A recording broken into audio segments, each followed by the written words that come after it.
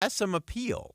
Like, there's no question that it has some appeal initially, because it's a very tolerant way to look at the world. So you think what you think, I think what I think. Everybody can decide for themselves what's right and what's true. Nobody can question and nobody can judge anybody else because they're just, quote, living their truth. Now, again, on the surface, that has some appeal to it. It's very inclusive, very non-judgmental, very open-minded. But truth is truth, folks. And it's totally illogical to think that there are two truths that oppose each other and both are true. There's a legend around Abraham Lincoln. And, of course, when he was running for office, when he engaged with the American public in crowds, he always did it in a very interactive sort of way. He loved to use riddles and stories.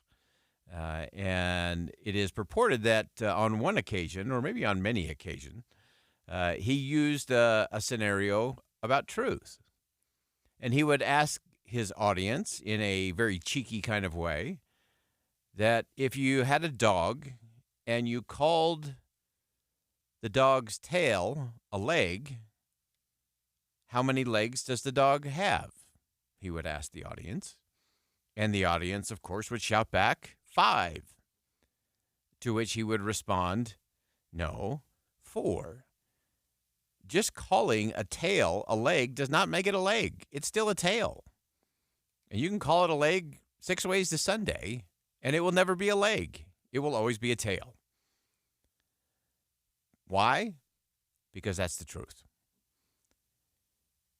And as we get ready to embark on a torrent of press conferences, currently former President Trump is still in the midst of a freewheeling press conference at Mar-a-Lago. We'll get back to that coming up at 2:05 today. Talk about some of the things that have been happening there. And, of course, the announcement that there will be 3 debates in September that he has agreed to. We haven't heard that from the Harris campaign just yet, but I suspect that will probably be the case. But we'll hit that coming up at 2:05. But as we enter this season where we're going to have a lot of information, we're going to have a lot of opinion, we're going to have a lot of truths, proclaimed truths coming at us, we have to brace for it. And you have to work for it because you can't just accept it. You got to dig, you got to explore, and you have to find out what is really the truth. Because we can't just buy into this moral relativism. It is a path to nowhere. And as we look back 52 years from a day where truth came to the front in relationship to the Watergate cover-up, truth was truth and ultimately came out. And the President of the United States resigned. Now, there's some interesting other lessons that I think that come out of Watergate that are important to take a look at. I want to go just very quickly to the pardoning of Nixon, which is also an interesting story in and of itself. But I want you to listen for just a second to Gerald Ford as he gave the reasons why he would pardon Richard Nixon. And there's some instructive pieces. Take a listen. During this long period of delay and potential litigation, ugly passions would again be aroused, and our people would again be polarized in their opinions. And the credibility of our free institutions of government would again be challenged at home and abroad. That is such a stunning statement from Gerald Ford in pardoning Richard Nixon, as he talked about the fact that we have a lot of ugly emotions going out in our politics, that it would further polarize the country, that it would undermine the trust, not only here in the U.S., but around the world, in the institutions that protect freedom here in the United States of America. I think we're at that same spot once again. And the only way to get to that and the only way to get through that is to actually get back to the truth. The truth does matter. It's not relative. And we have to be willing to learn from it. We have to be able to dig for it. We have to be able to discern it. and we can't lie our way to the truth. We'll be right back.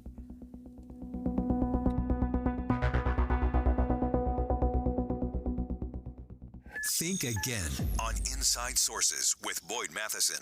Are they thinking Boeing's Starliner astronauts could be stranded in space until next year? who will play me in the movie? Butch Wilmore and Sonny Williams were expected to be at the International Space Station for 10 days, but the Starliner still isn't ready to return home. This is a test flight. We're making changes, making updates.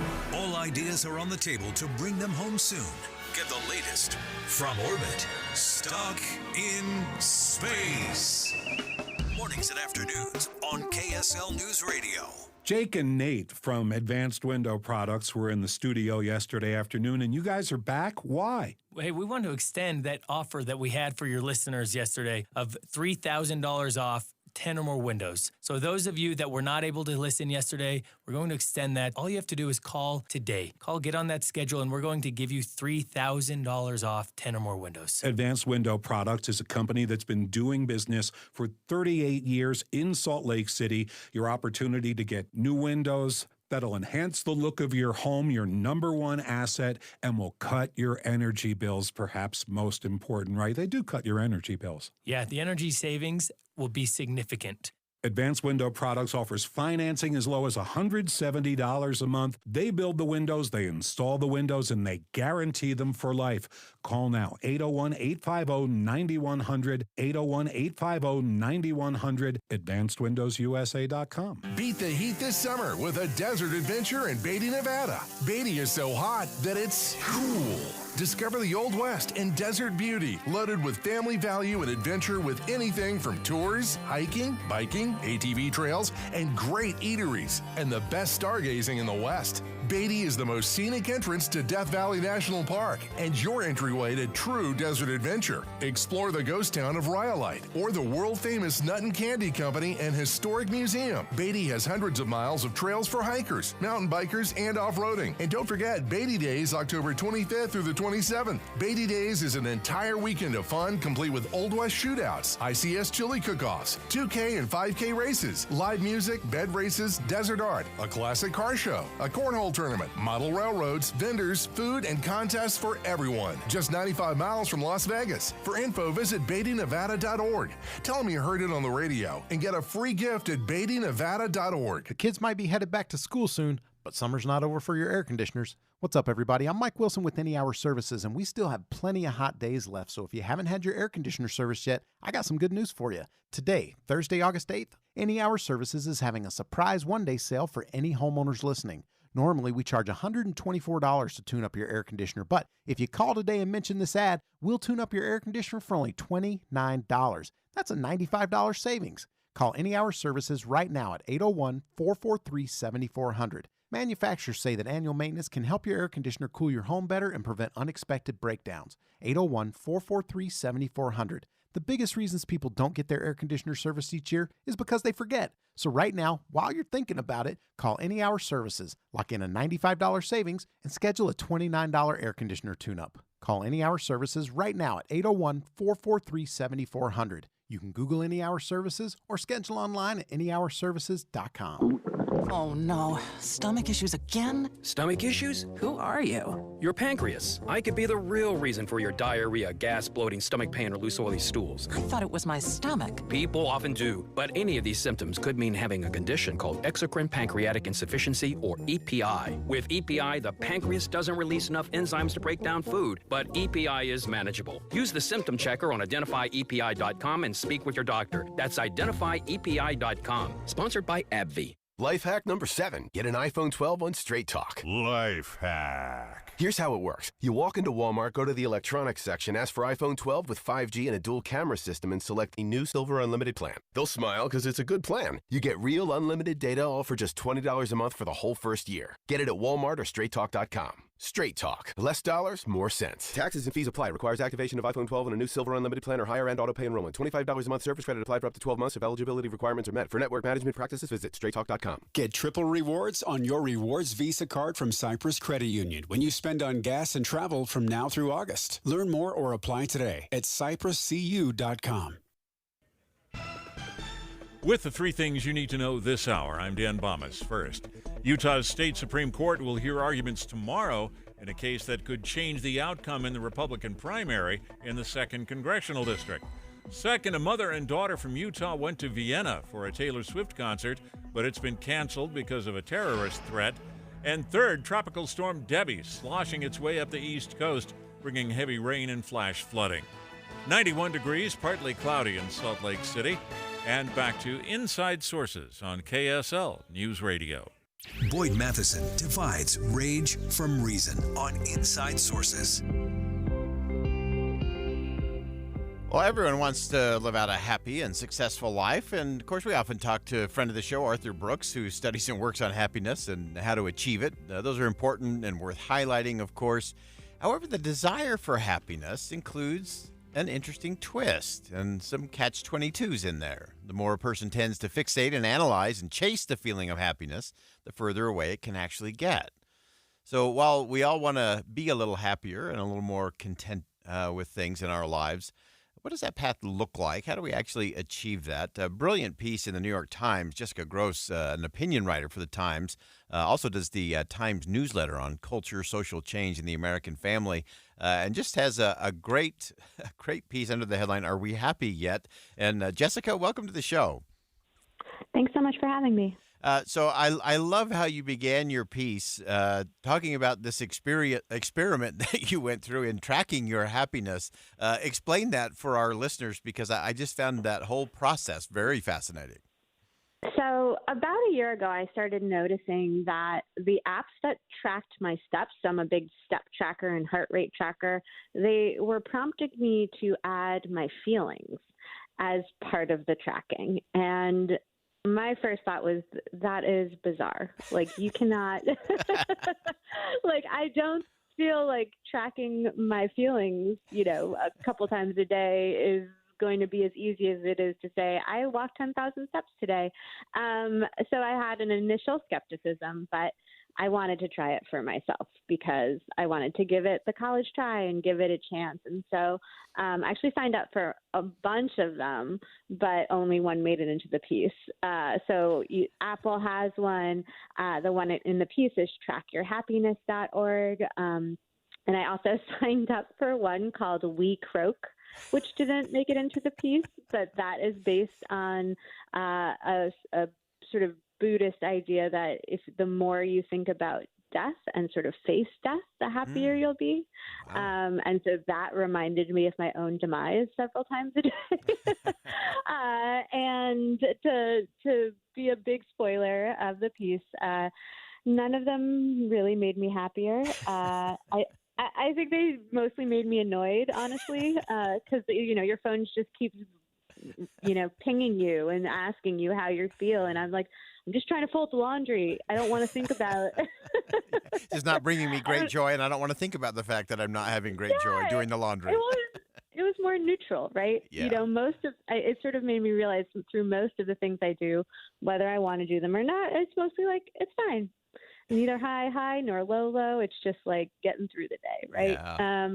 So that was sort of the germ of the piece. And then it sort of began this exploration into what does it mean to sort of quantify happiness and why do we do it? Because it is not something people have done throughout the ages in quite this way. Yeah, so take us down that path and some of the things that you learned on that journey, because I think it's vital for us to, one, recognize where we really are. I think that's an important part of this.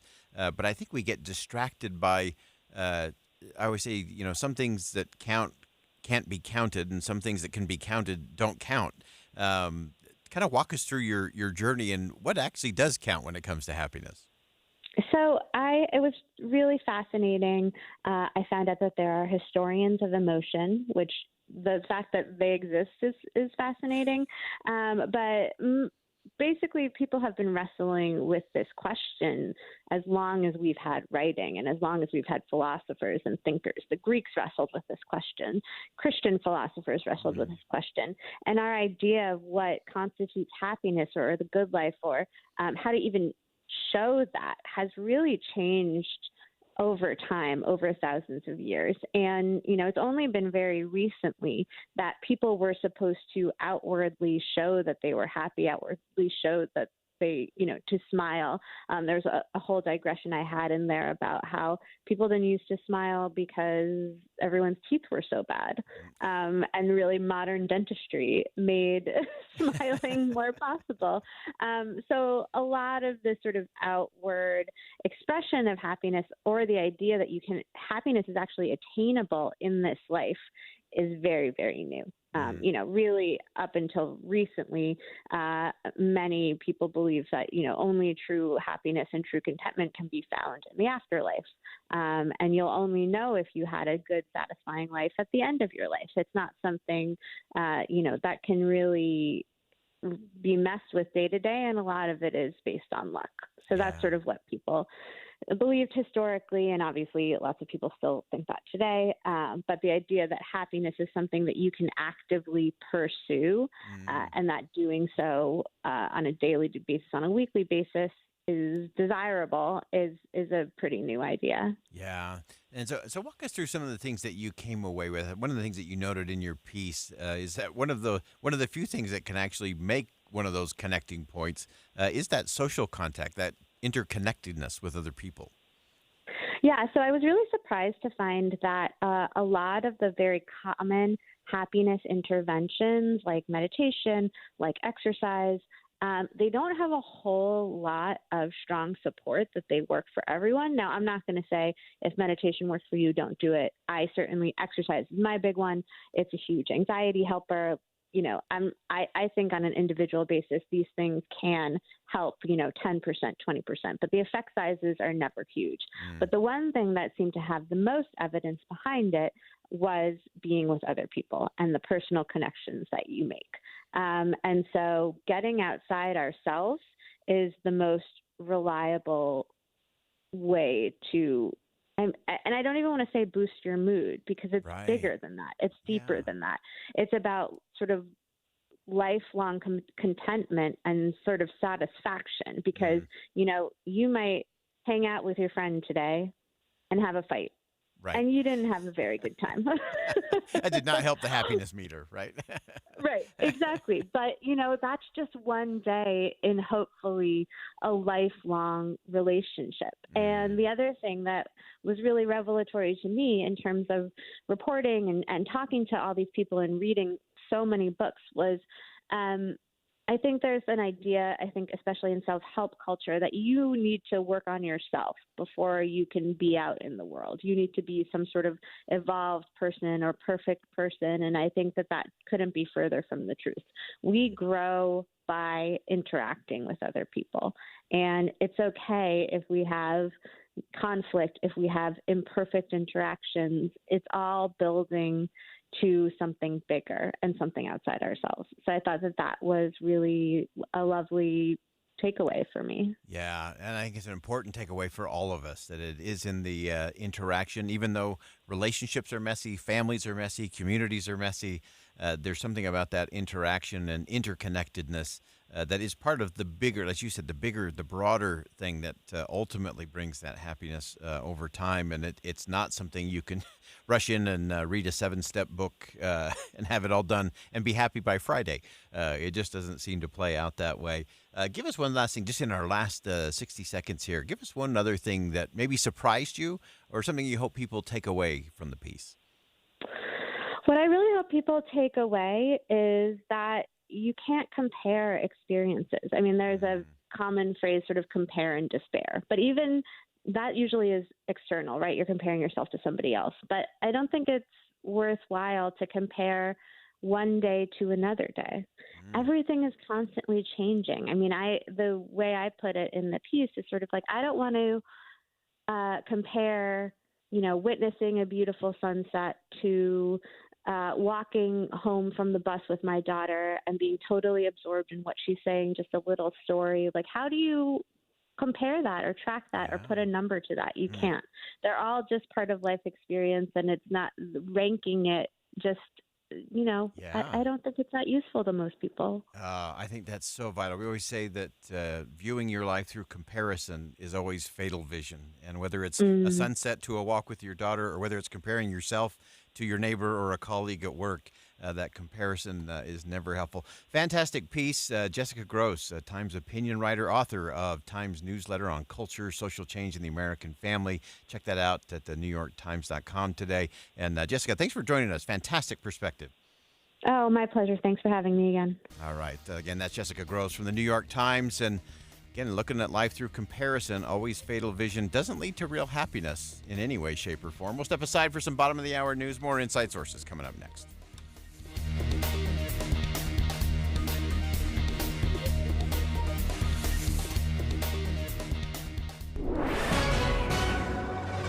It's 1:30 at KSL News Radio. I'm Dan Bomas. KSL's top story this hour: Utah's Supreme Court will hear arguments tomorrow in a case that could change the outcome of the 2nd Congressional District primary. Congresswoman Celeste Malloy finished just barely ahead of Colby Jenkins in the recount earlier this week, but Jenkins says some ballots mailed by the deadline weren't counted because they were shipped to Las Vegas for processing. Parents of 5th grade students at Farmington Elementary School were shocked to hear that there are 2 teachers for 74 children in that grade. That's 37 per teacher. Parent Jeffrey Keller worries some kids will fall through the cracks. You know, maybe it is because I was one of 37 and was overlooked or didn't get the opportunities or the attention that, frankly, I needed because I was falling behind in math or I was falling behind in English. The Davis School District and the school's principal says they're reviewing several options. The district's typical student-to-teacher ratio is about 22.7 to 1. Our top national story this hour from ABC News. At a news conference today at Mar-a-Lago, former President Donald Trump says he's agreed to 3 debates in September against his Democratic rival, Kamala Harris. And the president was also asked about the significance of abortion as a campaign issue. I think that abortion has become much less of an issue. It's a very I think it's actually going to be a very small issue. The 3 debates planned for next month on ABC, NBC, and Fox. Your money at this moment: the Dow Jones average up now 612 points on the day so far. The NASDAQ is up 409, S&P up 106. And our KSL weather. We're going to see an increasing chance for thunderstorms over the next few days. That's coming up. KSL News Time 1:32. News doesn't just mean information or dates. It's the story of our local history being told in real time. Be a part of the story. This is Tim Hughes and Amanda Dixon. We hope to be a part of your story. We have you covered on KSL News Radio. Hey, what are you doing up on the step stool? About to clean these light fixtures. The whole family's coming over, and if there's even a speck of dust in the house, my abuela will find it. Here, I got a Swiffer duster to help with that. A Swiffer what? A Swiffer duster. It has this cool extendable handle that reaches 6 feet to get high and low, with fluffy dusters that easily trap and lock dust. So no more step stool? No more step stool. Easily trap and lock dust from hard-to-reach places with the Swiffer duster. Love it or your money back. The best things in life, they come in twos. 2 scoops of ice cream, 2 tacos. And now for a limited time, get our best deal of the year. Buy any phone when you switch to Consumer Cellular and get 2 months of service free. That's right, the same fast, reliable nationwide coverage as Big Wireless, now with 2 months free. Proof the best things in life really do come in twos. Visit consumercellular.com or call 1-888-FREEDOM. Second and third month of monthly base service fee waived for new customers with the purchase of a phone and activation by September 2nd, 2024. Taxes, fees, and third-party charges will apply. See website for additional details.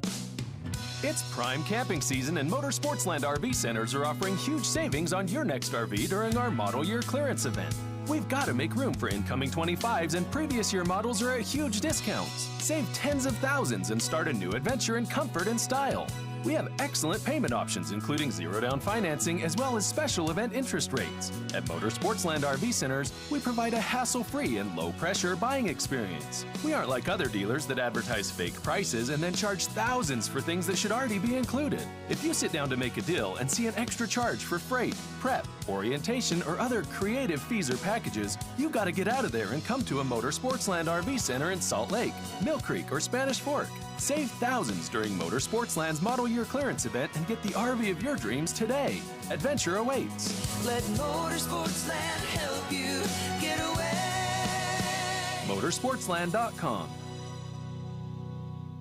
When you're getting a new roof installed, you don't want to wonder, when are they going to be done? Or even worse, what are they doing up there? You'll never have to ask when you hire IWC Roofing because their team of certified installers will be texting you pictures from the roof. You're going to know exactly what's going on and what you're getting for your money. And on most homes, they'll do the entire job in one day. In, out, cleaned up, and they'll even power wash your driveway just to say thank you. Now, you think you'd pay a premium for this level of service, but IWC does so many roofs. They get the material for less, and they pass the savings on to you. IWC is an Owens Corning certified platinum contractor. Of course, financing is available. Even better, their summer special, up to $2,000 off your quote. But you have to make the call. $2,000 off right now. Call IWC Roofing, 801-232-5690. That's 801-232-5690. Or go to IWCRoofingUtah.com. Traffic and weather together brought to you by Sinclair's DinoPay app. Save up to 20 cents per gallon. Here's Ricky Meese. Crews are still working to clean up this crash in Orem. This is at the intersection of 1600 North and Geneva Road. It's been blocking multiple lanes in multiple directions. Business owners, get schooled on the ABCs of asphalt and concrete before fall. GoPave Utah can educate you on getting the most life out of your parking lot. Visit GoPaveUtah.com. Ricky Meese in the KSL Traffic Center. Smoke is affecting air quality across northern Utah, and it'll be hot again today, high around 98 degrees, and there's an increasing chance of thunderstorms starting on Friday. Right now, 91 degrees, partly cloudy. I'm Dan Bomas from the KSL Common Spirit Health Studios. Listen online at kslnewsradio.com for Utah's news, traffic, and weather today. Mom and Dad used to argue about everything, especially about Dad's drinking. It drove me crazy. It got so bad, I couldn't do my homework. I couldn't concentrate. I absolutely refused to let any of my friends come to our house for any reason. I would have been humiliated if anyone found out how much my dad drank and how loud my mom screamed at him. My family went from totally crazy to quiet, calm, and even peaceful. The only thing that happened is my mom started going to Al-Anon family groups. Her relationship with my dad really changed. I asked Mom if she would take me to her Al-Anon meetings or to Alateen.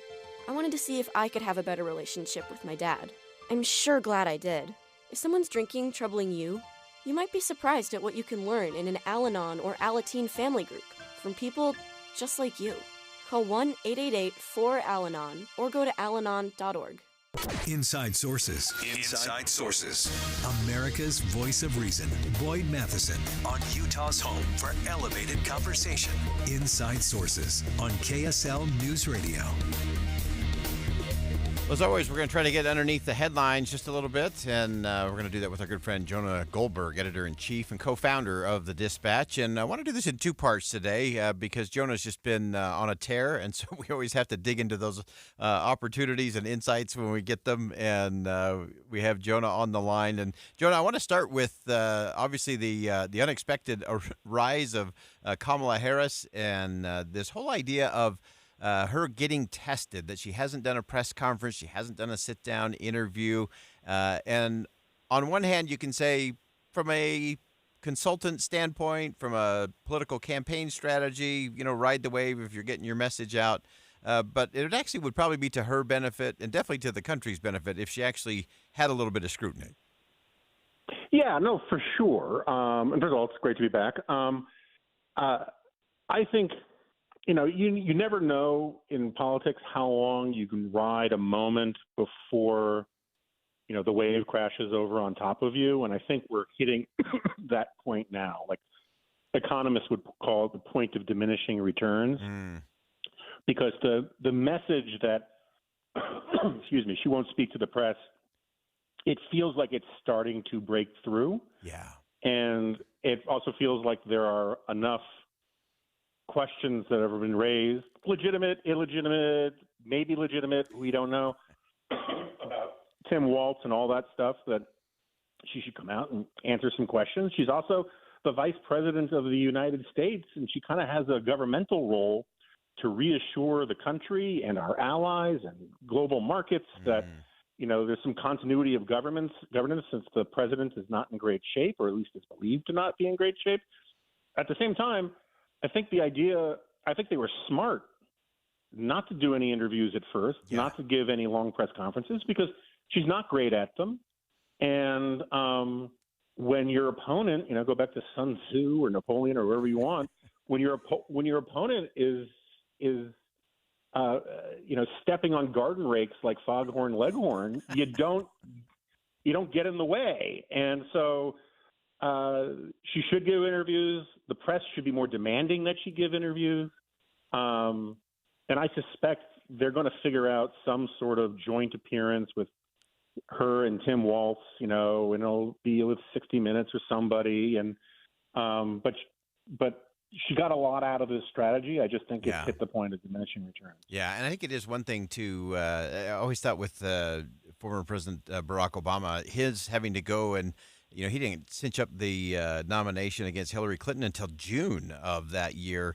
And somehow I think in that process of taking all the questions and doing all the sit-downs and trying to go through that, I think it made him a better general election candidate. But I think it also helped him in terms of being a better leader.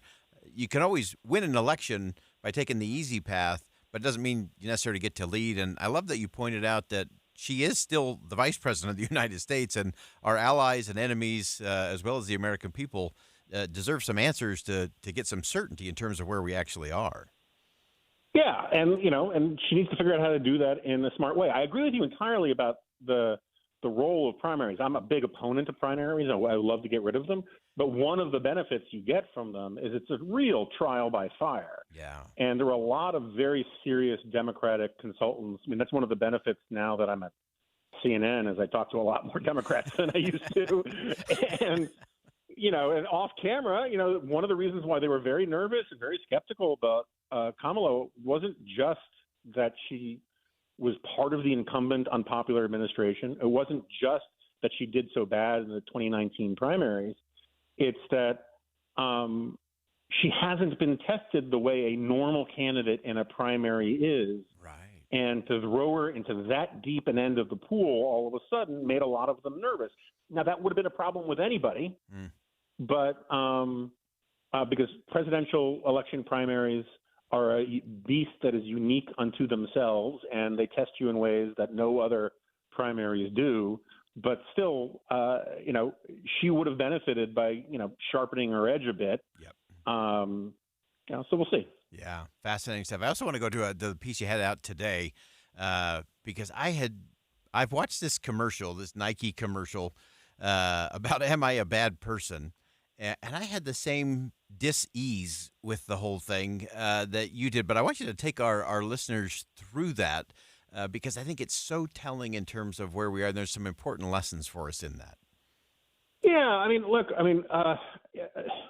so the commercial, if you haven't seen it, you can find it on YouTube all over the place and that kind of thing. But it's the title of it is "Am I a Bad Person?" and it's a Nike commercial. It's a voiceover thing by Willem Dafoe, who's a great actor, but he's got this scary, crazy, irrational voice. He sounds like it's the same voice he uses where he plays the Green Goblin in the Spider-Man movies. And he just runs through this like rapid fire, sort of machine gun of questions and statements where he says, I have no compassion for you. I don't respect you. What's yours is mine, and what's mine is mine.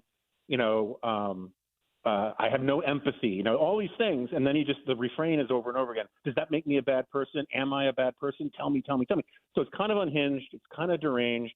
And it's voiced over a bunch of shots of famous athletes, being real competitors.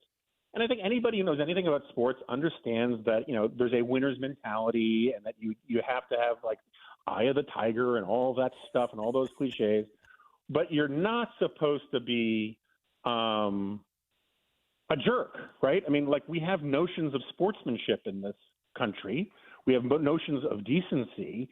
And the idea that you should have nothing but utter contempt, no empathy, no compassion for your opponents, for your teammates, for your competitors of any kind, it just felt incredibly discordant with, first of all, the spirit of the Olympics, right? Where the whole thing about sportsmanship is that, yes, it's a pursuit of excellence, but it's also sort of like moral excellence and decency and that kind of stuff. And you help up an opponent, you knock to the ground afterwards and all that kind of stuff.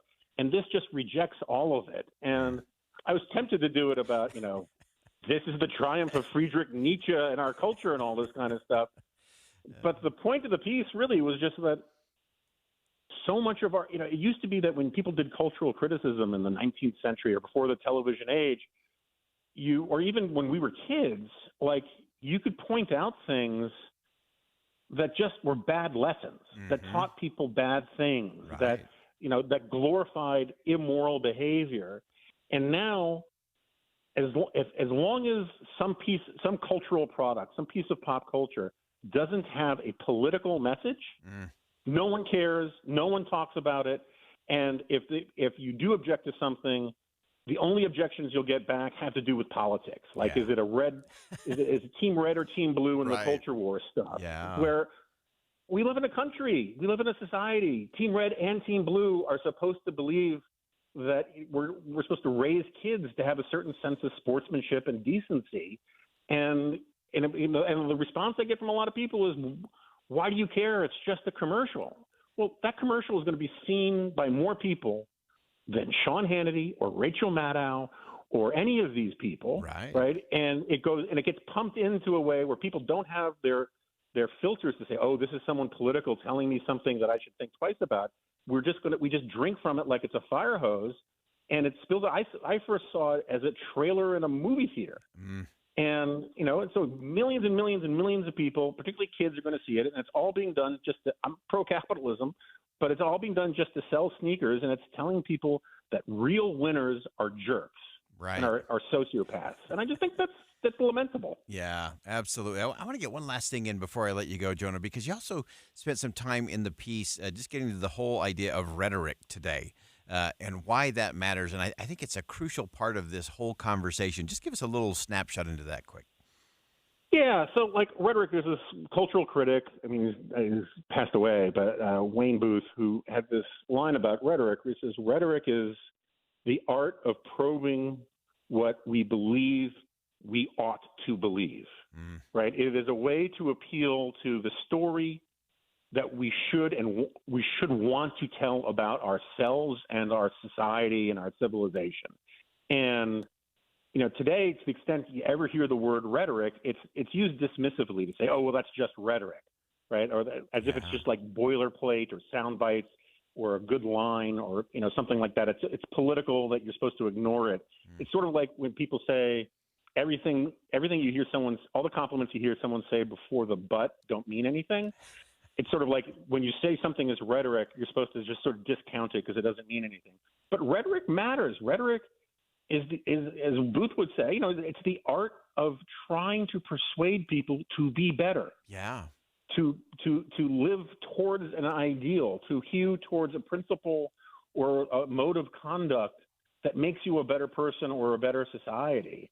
And we're so cynical today that we have just no space for that aspect of things outside of a partisan context. So Democrats, when they hear rhetoric they think, oh, that sounds great, and they say it's so patriotic. And Republican hears rhetoric that they like, they have that response.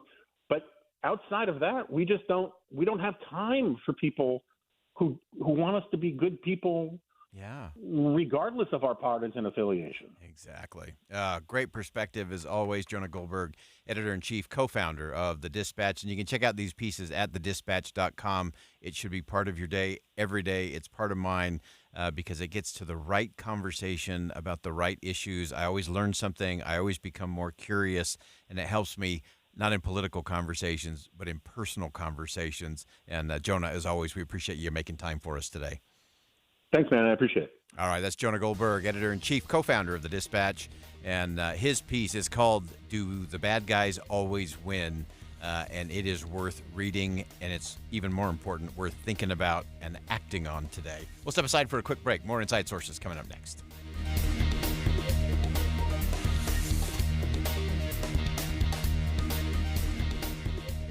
The kids might be headed back to school soon, But summer's not over for your air conditioners. What's up, everybody? I'm Mike Wilson with Any Hour Services, and we still have plenty of hot days left. So if you haven't had your air conditioner serviced yet, I got some good news for you. Today, Thursday, August 8th, Any Hour Services is having a surprise one-day sale for any homeowners listening. Normally, we charge $124 to tune up your air conditioner, but if you call today and mention this ad, we'll tune up your air conditioner for only $29. That's a $95 savings. Call Any Hour Services right now at 801-443-7400. Manufacturers say that annual maintenance can help your air conditioner cool your home better and prevent unexpected breakdowns. 801-443-7400. The biggest reasons people don't get their air conditioner serviced each year is because they forget. So right now, while you're thinking about it, call Any Hour Services, lock in a $95 savings, and schedule a $29 air conditioner tune-up. Call Any Hour Services right now at 801-443-7400. You can Google Any Hour Services or schedule online at anyhourservices.com. KSL offers the best daily newsletter in the state. It's the 3 things you need to know. Every weekday, we deliver quality and relevant content to your inbox. No ads, no spam, just the 3 things you need to know to be informed about the world around you. Subscribe today. Visit KSLNewsRadio.com or text the word inbox to 57500. That's inbox to 57500. Hey, it's me, your liver. You know, the organ that helps you recover every weekend after pizza, donuts, and all those drinks. When you have a headache, you take an aspirin. You have a stomach ache, you pop an antacid. But where's the love for your best buddy, the liver? The least that you could do to help me stay healthy is take Active Liver from New Nordic. Active Liver tablets contain high-quality, all-natural ingredients like milk thistle, globe artichoke, and turmeric extracts, which are proven to keep me healthy and you feeling your best. Active Liver provides an easy daily detox and helps protect me all year long. So let me make you an offer you can't refuse. You take care of me with Active Liver, and I keep taking care of you. Capiche? See for yourself why Active Liver is Scandinavia's #1 liver health supplement. You can find Active Liver at CVS and online at Amazon, Target.com, or directly from NewNordicUSA.com. Again, find it in stores at CVS or online at Amazon, Target.com, or NewNordicUSA.com. You know, in Box Elder County, they're all about the bucket list. Want to go birding at the premier birding destination in the western United States? Well, check off the Bear River Migratory Bird Refuge. How about land art? The spiral jetty and sun tunnels will leave you inspired. Or stand on the spot where the Union and Central Pacific Railroads joined and forged the destiny of a nation. Yep, Golden Spike National Historical Park is like no other place. Check. Splash, boat, camp, or fish your day away? Willard Bay State Park will guarantee a good time. Soak in a natural hot spring with the highest mineral content in the world? That would be Crystal Hot Springs. You'll feel rejuvenated. Eat at Utah's original steakhouse. Maddox Ranch House is perfection. Check. A 1920s diner. The Idle Owl Cafe will transport you back in time. As you empty your Box Elder County bucket list, you'll find a whole new set of adventures to fill it up again. Fill up your bucket list at visitboxeldercounty.com. Getting help with plumbing repairs is easier than you think. All you have to do is call Any Hour Services or schedule an appointment at anyhourservices.com. No one helps more homeowners than Any Hour Services. With the 3 things you need to know this hour, I'm Dan Bonas. First, former President Trump is proposing 3 debates next month with Vice President Kamala Harris. Second, the parent of a 5th grader in Farmington was shocked to learn there will be 37 students in her class. And third, the Salt Lake City School District putting a $730 million bond on the ballot this fall. 91 degrees, partly cloudy in Salt Lake City. Back to Inside Sources on KSL News Radio. Boyd Matheson divides rage from reason on Inside Sources. Welcome back to Inside Sources here on KSL News Radio. It's great to be with you today. As always, I am Boyd Matheson. And, of course, as the world is in constant flux, there's always new voices and changes to the game as we go along. And as you may recall, last week we said a farewell to LeVar Webb, a longtime columnist, of course, with his tag team partner, Frank Pignanelli, as he hangs up the pen and heads off to an amazing adventure in Hong Kong. And we've been waiting all week for the big news of who will be the new tag team partner, and it is none other than Renee Cowley. Renee is a political consultant, lobbyist, social media influencer, and most important, a professional rodeo athlete. and one of the best in the business. Renee, welcome to the show, and congratulations on the new gig. Well, thank you, and howdy, Boyd. So wonderful to reconnect with you. I know you're coming back from a barrel racing event, and I love how you have always had this beautiful juxtaposition of politics and rodeo. I think they may become an Olympic sport in 2028, but give us your perspective in terms of how you're approaching this new role as you and Frank write for the Deseret News. Well, thank you so much. I appreciate it. Yes, it's easy to say that I am a dichotomy, to say the least. As a millennial, young conservative, I also barrel race, and I'm very connected to my rural roots and heritage. As Frank and I move forward in this column, trying to honor the legacy that he and LeVar have built in this and bring it into the next generation is really how we're looking at this. No longer can we code specific issues down party lines. It's more about perspective. As Frank is a prestigious Democrat, having served as minority leader in the 90s, it's very urban, Italian, Irish Catholic. I couldn't be any different. As a young millennial woman and a cowgirl, I am rural and very conservative. And so it's more about the difference in perspective than it is hard party lines between he and I. Yeah, and I love that. That's always been, I think, the hallmark of Frank and LeVar, and I know you bring the same thing to the table of, we can come from vastly different portions of the political spectrum and the experience spectrum and even the age spectrum, and yet we can have a perspective conversation, and that's what I love the most, because it's not about arguing a point or saying, oh, you're wrong or you're wrong. It's a matter of, here's what it looks like from my perspective, and then having a compare and contrast moment, because to me that makes the reader have to be curious. And I think that's going to be a real hallmark of what you and Frank do in the weeks and months ahead. Well, that's exactly right, Boyd. You know, as we look at the issues facing our country today, the way that people of my generation are looking at these matters as we evaluate our presidential candidates and even local government candidates, we're thinking about housing affordability. We're thinking about starting families. We've seen many studies and research about people of my generation perhaps delaying starting a family due to economic struggles and otherwise. The way that Frank's generation looks at things is completely different than that. And so I think that's really what readers can look forward to in the upcoming columns. Yeah, and I think it is such a fresh look in terms of it's not just a liberal versus conservative battle that you would see on social media somewhere. This is a thoughtful process. Give us a little sense and maybe a little sneak preview rolling into the fall. What are some of the things that you have your eye on in terms of sharing that unique perspective with your readers? Well, thanks. One of the things that I think that we're really going to look at is how do these national political issues resonate in Utah? How are Utahns thinking about these larger issues? And Utah is one of the youngest states in the nation in terms of population. Millennials now make up a plurality of voters in Utah, my generation. And I think that's going to skew some of the issues and topics that candidates are talking about a little differently than others. As Senator Vance, VP candidate on the Republican ticket, is criticizing childless cat women, I think that that's an interesting take as, again, we see people my generation perhaps delaying starting families.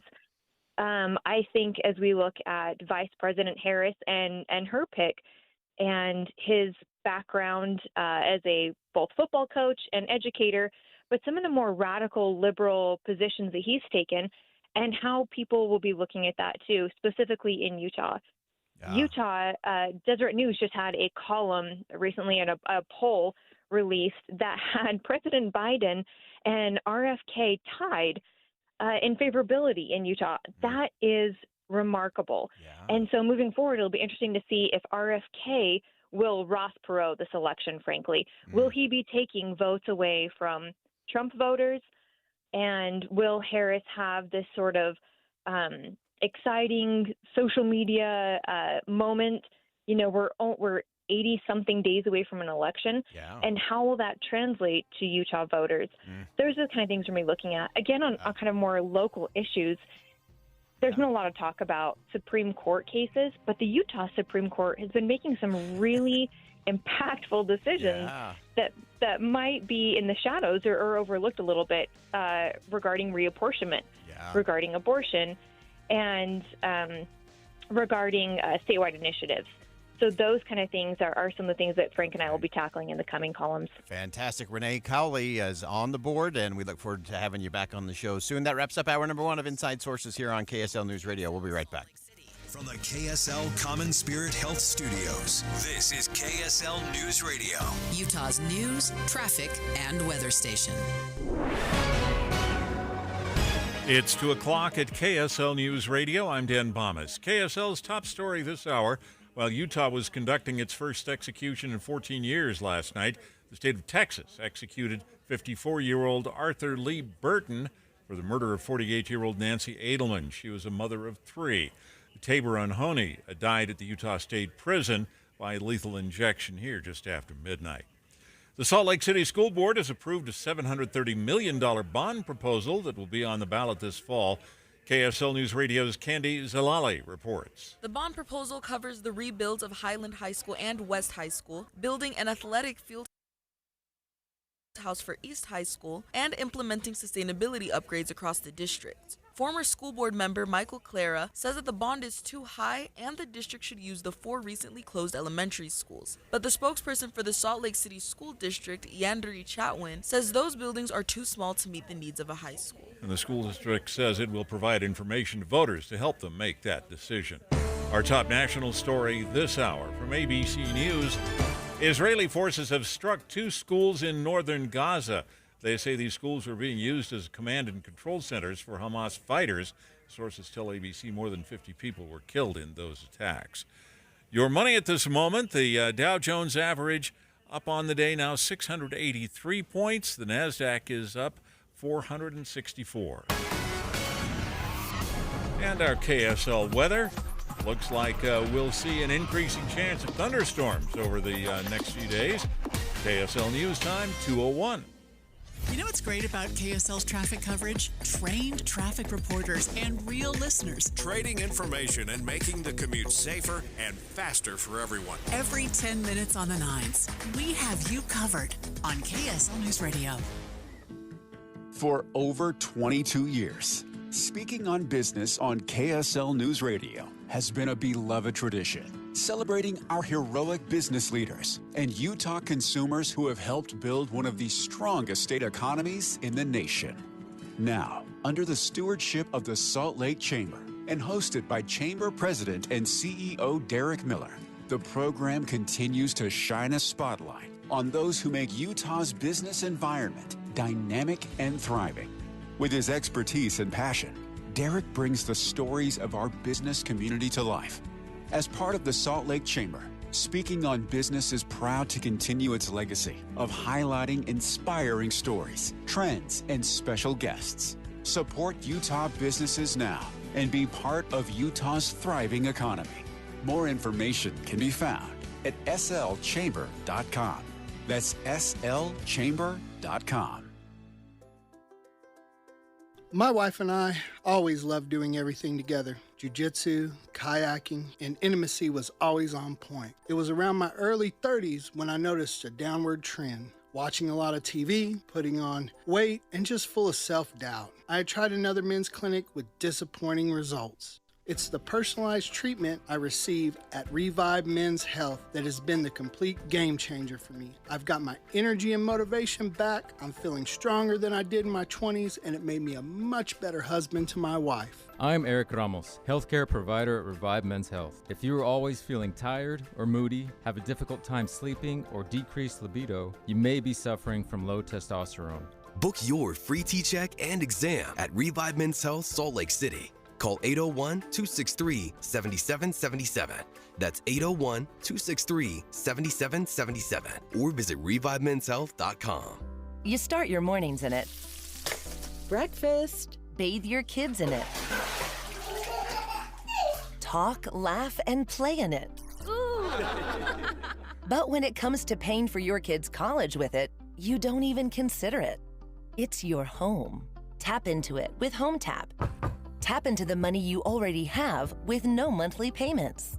Learn more about funding and education and so much more at hometap.com. Hey, this is Dan, the laptop man from PCLaptops.com. I've been advertising with KSL Radio for decades now, and radio works. With all the clutter on social media, radio cuts through all the noise and gets directly into your customer's brain. If you're a small business and want to reach the local audience here in Salt Lake City, KSL Radio is the way to go. If you'd like to know more about the benefits of advertising with KSL News Radio, email Stephanie Palmer at spalmer@ksl.com. Traffic and weather together brought to you by Sinclair's DinoPay app. Save up to 20 cents per gallon. And here's Ricky Meese. We do have a crash. This is in Taylorsville, southbound I-215's West Belt after 4700 South. Everybody out of traffic on the left shoulder, so no delay. Advanced Window Products, $2,500 off 10 windows or more. AdvancedWindows.com. Affordable windows guaranteed. Ricky Meese in the KSL Traffic Center.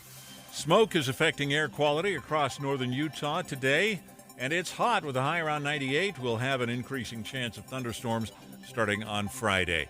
91 degrees, partly cloudy right now. I'm Dan Bomas from the KSL Common Spirit Health Studios.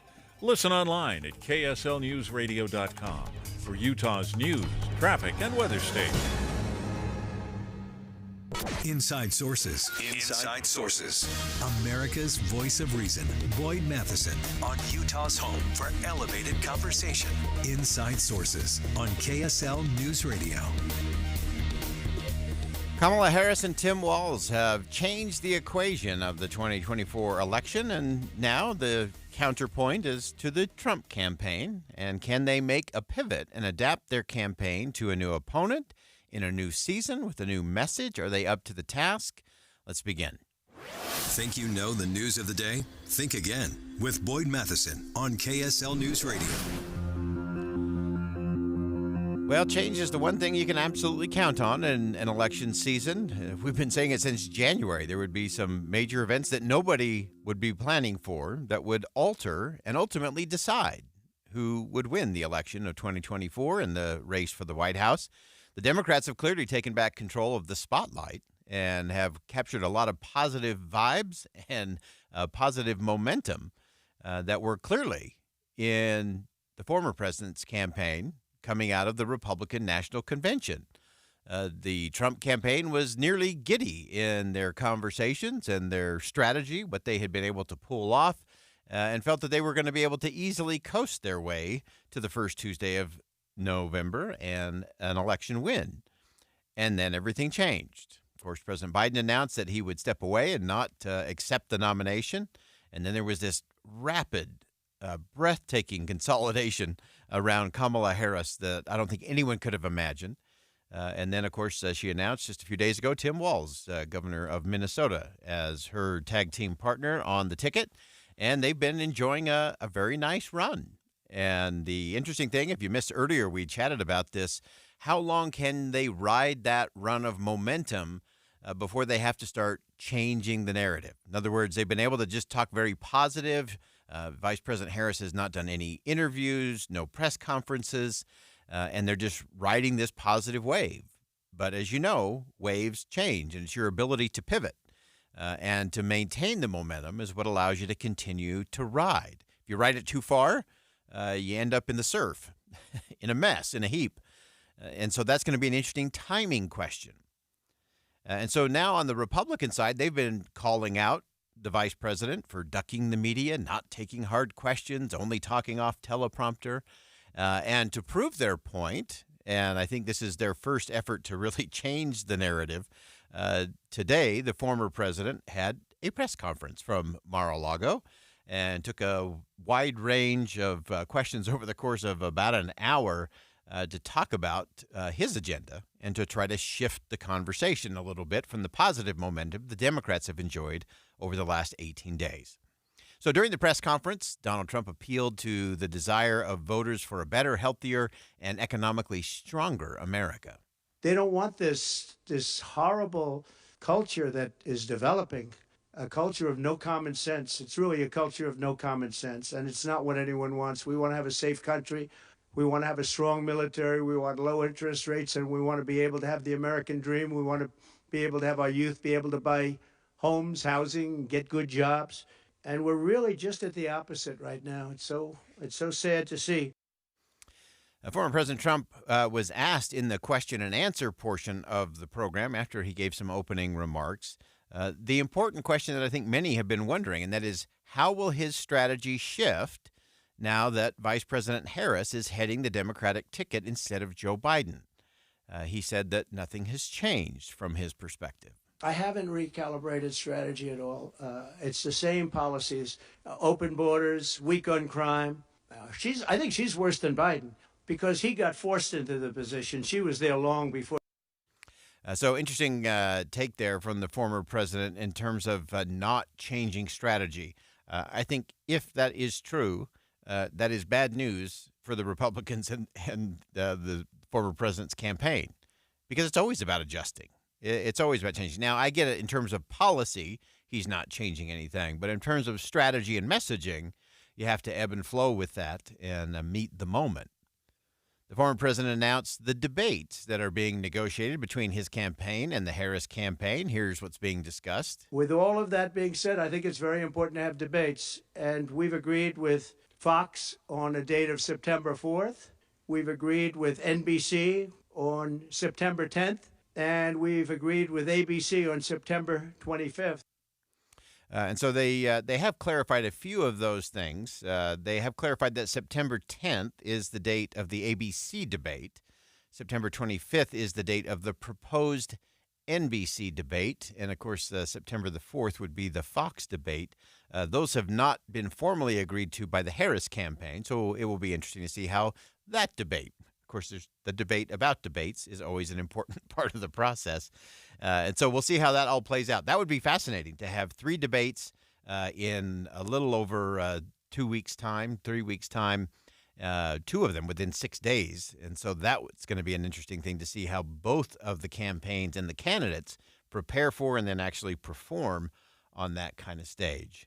Now, to close out the former president, he warned out of dangers facing America, things that would happen under a Harris administration as opposed to a Trump administration. We need smart people to lead this country because our country's never been in this danger before, both economically and from an outside perspective. Russia doesn't respect us anymore. China doesn't respect us anymore. North Korea, Kim Jong-un, liked me a lot. He doesn't like this group.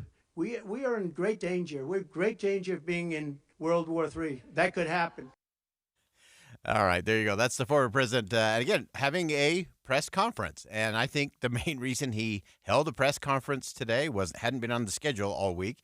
It popped up, and I think it is the fact that the Trump campaign is now going to go after the Harris campaign, saying the vice president isn't talking to anyone except for a teleprompter.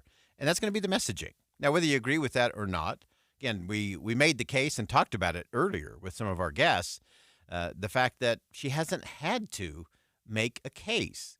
And so because she has been this idea candidate, and no one's challenging that, the media hasn't really gone after anything, so there's no reason for her to sit down and do an interview. There's no reason for her to stand up and hold an hour-long press conference and take a lot of questions. Now, that point will come. And the fact that this is such a compressed cycle, I do think is important. And I do think it's important that she does go through that process. We talked a little earlier with Jonah Goldberg about the fact that she does need to be tested, both for herself. It'll make her a better candidate and a better president if she were to win the election. But one of the things that Jonah said that really caught me was the fact that she is still the vice president of the United States. And we have a president that many people are wondering about in terms of day-to-day activity and day-to-day leadership. And so as the vice president, she should also be out there taking questions, making statements about governing.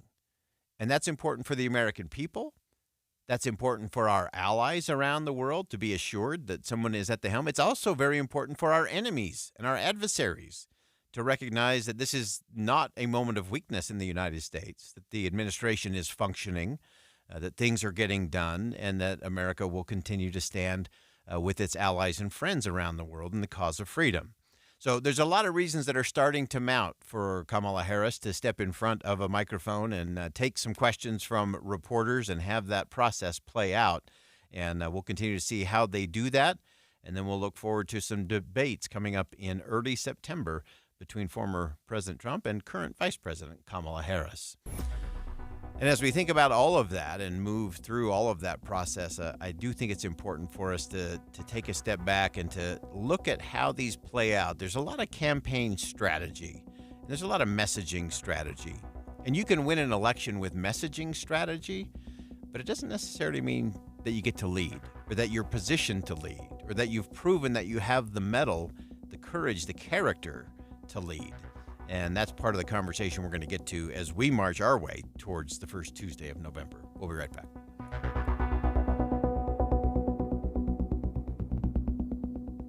Think again on Inside Sources with Boyd Matheson. It's official. Would you be my running mate and let's get this thing on the road? The enthusiasm that's out there, it'll be a privilege to take this with you across the country. Harris and Walz will take on Trump and Vance this November. Get full coverage mornings and afternoons. Your voice, your vote 2024.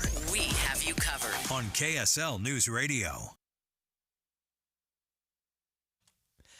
Hey, has your summer included the frustration of carrying around extra weight in the heat and the unwanted fat slowing you down from the activities you enjoy and the active life that you really love? If you want a swift, safe, sustainable way to get to it, go to sotaweightloss.com, SOTA weightloss.com right now and click on Request a Nutritionist Callback, and within minutes, you'll be talking to someone who can help you get in the best shape of your life before the fall arrives. The pounds and inches will melt away, and as you and your personal nutritionist will chart a course to a better, healthier you. I know because I've done it. I lost 37 pounds in 90 days. I'm over 2.5 years down the track, still at the same spot, real sustainable success. As I always say when it comes to your SOTA weight loss journey, there's no time to lose. There's only time to win. So start winning. End your summer strong with swift, safe, and sustainable results with state-of-the-art weight loss. That's SOTAweightloss.com. The kids might be headed back to school soon, but summer's not over for your air conditioners. What's up, everybody? I'm Mike Wilson with Any Hour Services, and we still have plenty of hot days left. So if you haven't had your air conditioner serviced yet, I got some good news for you. Today, Thursday, August 8th, Any Hour Services is having a surprise one-day sale for any homeowners listening. Normally, we charge $124 to tune up your air conditioner, but if you call today and mention this ad, we'll tune up your air conditioner for only $29. That's a $95 savings. Call Any Hour Services right now at 801-443-7400. Manufacturers say that annual maintenance can help your air conditioner cool your home better and prevent unexpected breakdowns. 801-443-7400. The biggest reasons people don't get their air conditioner serviced each year is because they forget. So right now, while you're thinking about it, call Any Hour Services, lock in a $95 savings, and schedule a $29 air conditioner tune-up. Call Any Hour Services right now at 801-443-7400. You can Google Any Hour Services or schedule online at anyhourservices.com. If you're looking for a new couch, you could cut down on expenses by bundling your car and renter's insurance with Progressive. Because you know you've had this couch for too long. Sure, you've had good times together, but a ripped-up cushion is not a fond memory. It's a sign. Notice how other people have couches with 2 armrests? Now that's living, right? No, it's just normal. So bundle your renters and car insurance with Progressive and put the savings toward a new couch. Please, it's time. Progressive Casualty Insurance Company coverage provided in service by affiliates and third-party insurers. Not available in all states. Hey everyone, it's Ted from Consumer Cellular, the guy in the orange sweater, and this is your wake-up call. If you're paying too much for wireless service, you don't have to keep having that nightmare. Consumer Cellular has the same fast, reliable coverage as the leading carriers for up to half the cost. So why keep spending more than you have to? Seriously, wake up and call 1-888-FREEDOM or visit consumercellular.com. Savings based on cost of Consumer Cellular single line 1, 5, and 10 gig data plans with unlimited talk and text compared to lowest cost single line postpaid unlimited talk, text, and data plans offered by T-Mobile and Verizon January 2024. You wouldn't know it, but most financial advisors are put in a box. I'm Jeff Jr. from Trajan Wealth, and I want to provide you a little insight about financial advisors. Most financial advisors have to sell what their company requires them to sell, and many advisors have to only adhere to what's called a suitability standard. A suitability standard is a limited standard of care, not requiring what's sold to be best, just suitable. Advisors with this loose standard often have limited investment and product selection. Trajan Wealth is held to a fiduciary standard, which is the highest standard of care in the advisory business. And that's just one of the many reasons we have billions of dollars under our care and attract clients from other advisors. Raise your standards today and call Trajan Wealth. Call 801-899-7600. That's 801-899-7600. Advisory services offered through Trajan Wealth, LLC, an SEC-registered investment advisor. With the three things you need to know this hour, I'm Dan Bonas. First, the Salt Lake City School District will have a big bond issue on the ballot this fall to rebuild 2 of its 3 high schools. Second, former President Trump says he's agreed to debate with Kamala Harris on ABC on September 10th. And third, Israeli forces attacked 2 schools in Gaza today, said they were being used as military command posts by Hamas. 91 degrees, partly cloudy in Salt Lake City. And back to Inside Sources on KSL News Radio. Get deeper insights on the news from Inside Sources.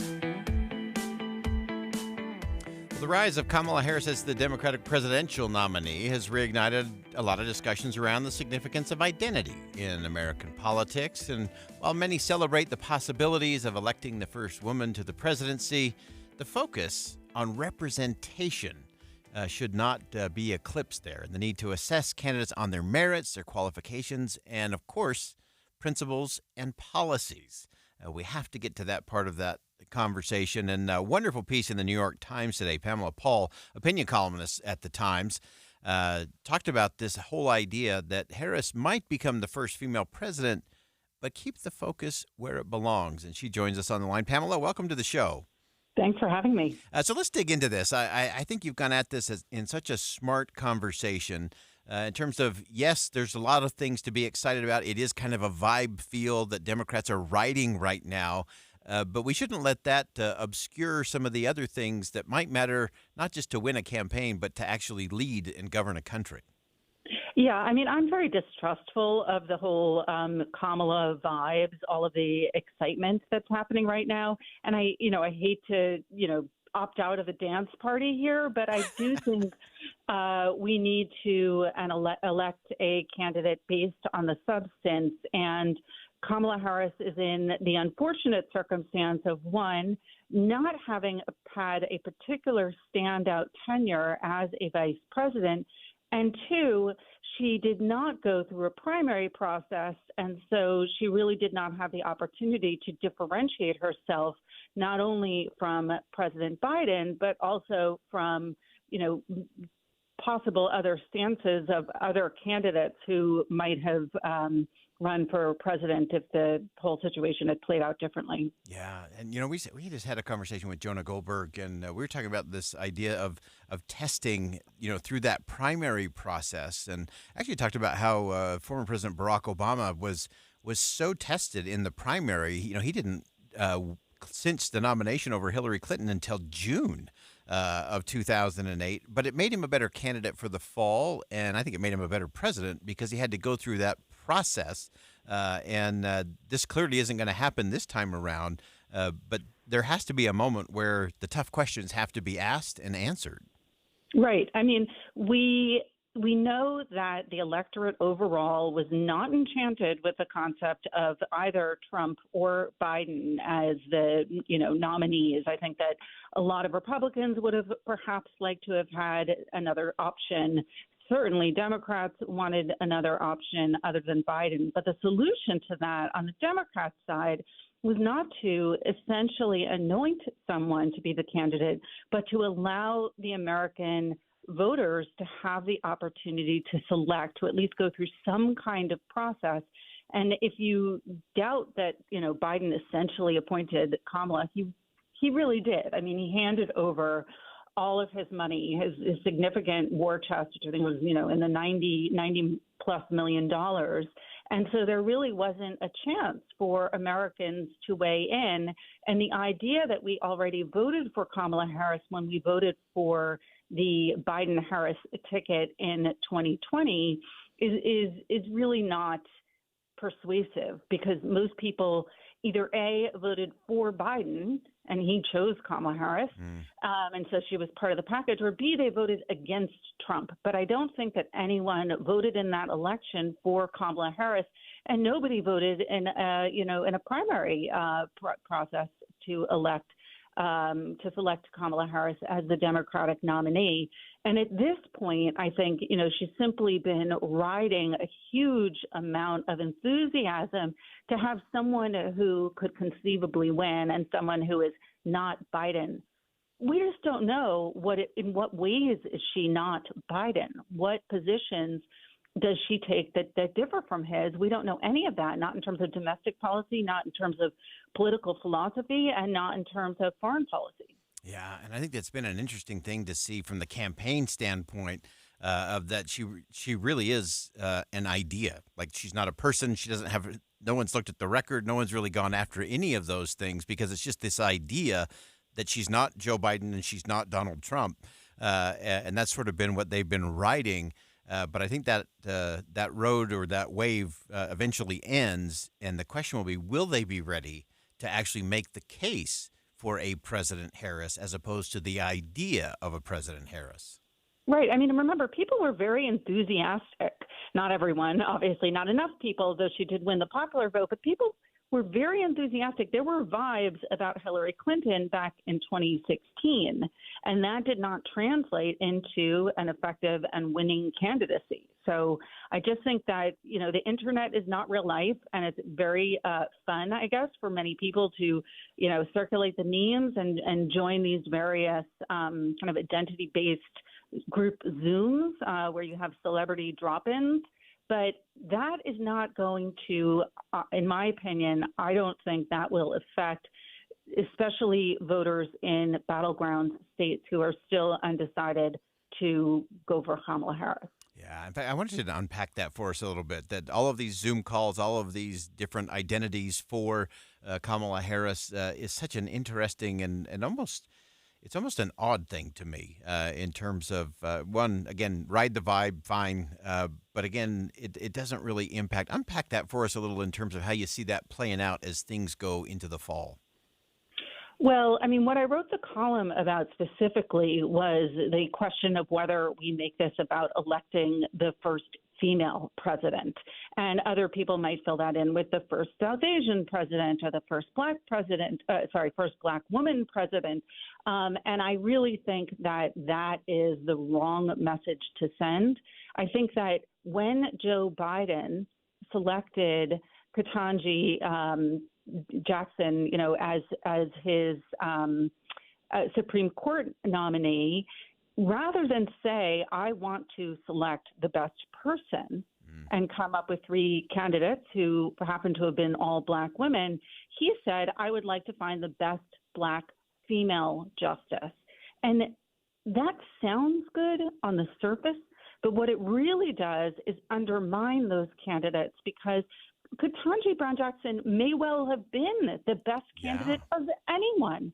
And that is how she should have been selected. I am looking for the best candidate, and I have found this person.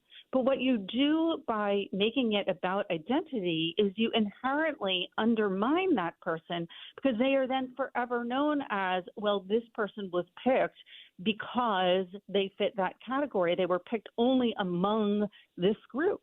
I mean, honestly, the idea was unwritten that Harris had to pick a white man, I felt like was similarly not a great message to send, because there were other really strong candidates like Gretchen Whitmer, like Wes Moore, who didn't necessarily fit that demographic category. And it just enables people to have this idea of like, well, what are you basing this on? Are you basing this on some kind of demographic identity group category because you're looking to balance it, you're looking for something winning, or are you actually going for the substance of who will best govern this country?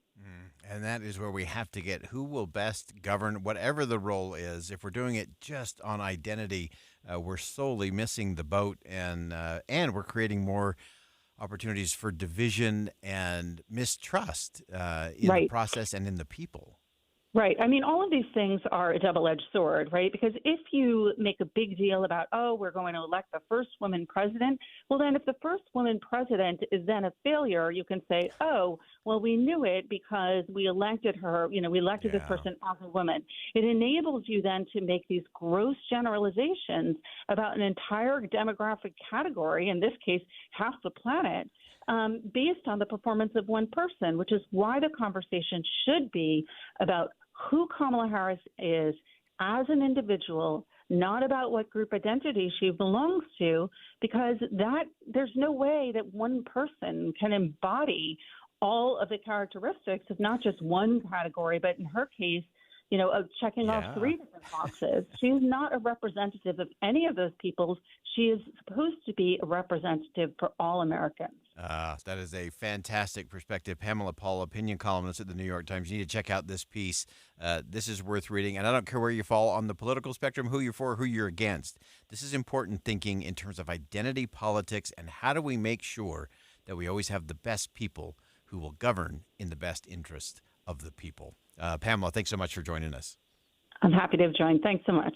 All right, again, that's Pamela Paul, opinion columnist from the New York Times, and that is some important conversation right there. We'll step aside for a quick break. More Inside Sources coming up next. Stick around.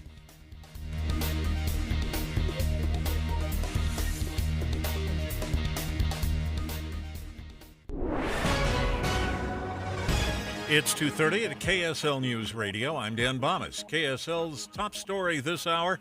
As many as 10 cars involved in a pileup on I-80 West from US 40 North in Park City late this morning.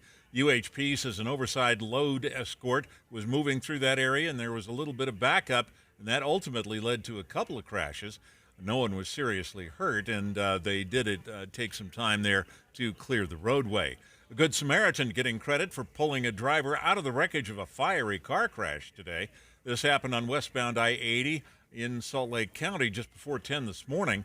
Authorities say the driver had hit the south edge of the roadway and the car rolled over and caught fire. Our top national story this hour from ABC News. During a news conference today at his home in Mar-a-Lago, Florida, former President Trump said he's looking forward to debating his Democratic rival Kamala Harris next month. Details from ABC's Jay O'Brien in Washington. He says he agreed to 3 debates, all of which are going to be in September. And we have learned from the Harris campaign that they have also committed to at least one of those 3 debates, the one that ABC News is going to host on September 10th.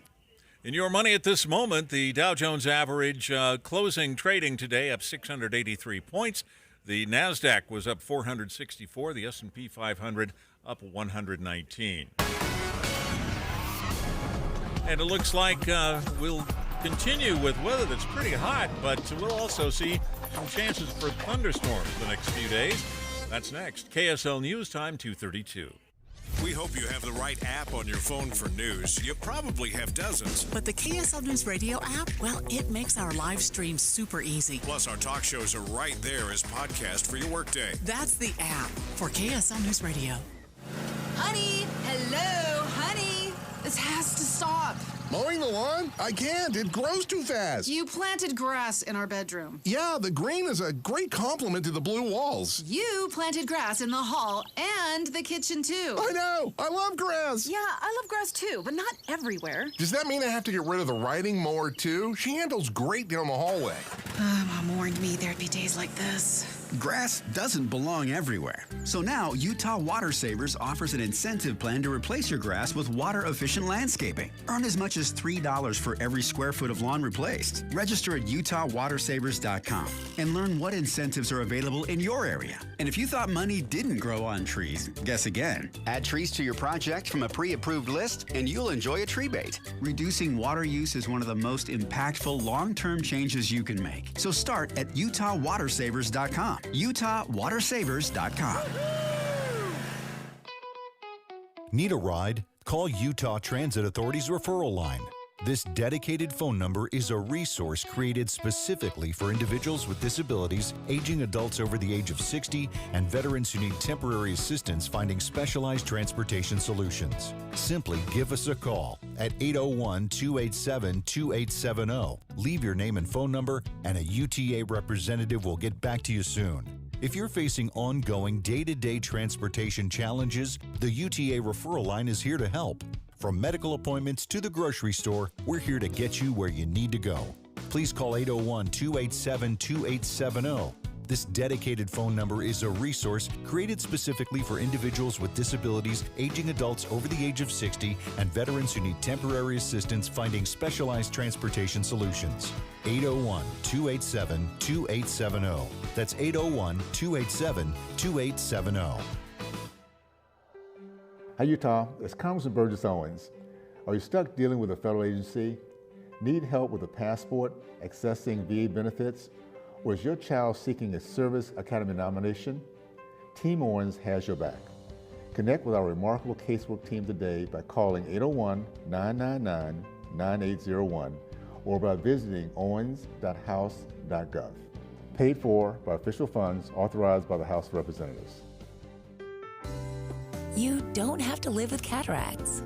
The Moran Eye Center can help you return to crisp, clear vision. Recently ranked among the nation's top 10 eye centers by U.S. News & World Report, Moran's highly trained cataract surgeons give you state-of-the-art personalized care.